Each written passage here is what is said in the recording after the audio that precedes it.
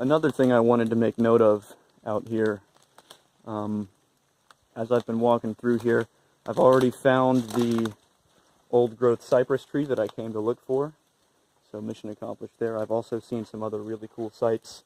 I've seen the northernmost species of epiphytic orchid out here, which is Epidendrum magnoliae, also known as Epidendrum canopsium, depending on who you ask.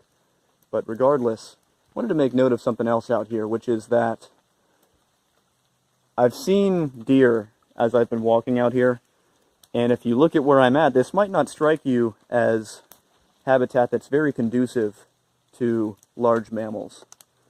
But it certainly is, and it certainly was during the Pleistocene habitat for mastodons. As far as we know, mammoths probably would not have preferred this habitat, another species of large megafauna that existed in North America.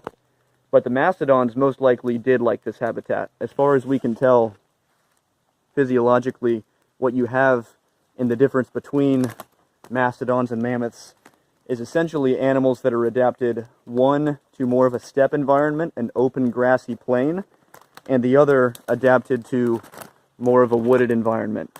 And we know that, at least in part by studying the teeth of these large mammals.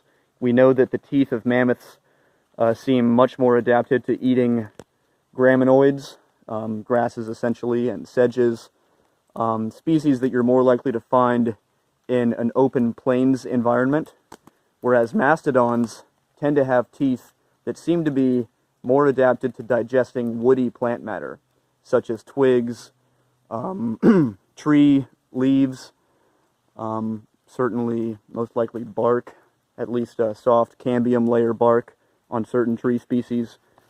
And so seeing the large mammal species that we have out here, white-tailed deer, you can't help but imagine seeing a large mastodon just trampling through here, as most likely would have occurred a long time ago. So another interesting note about this environment.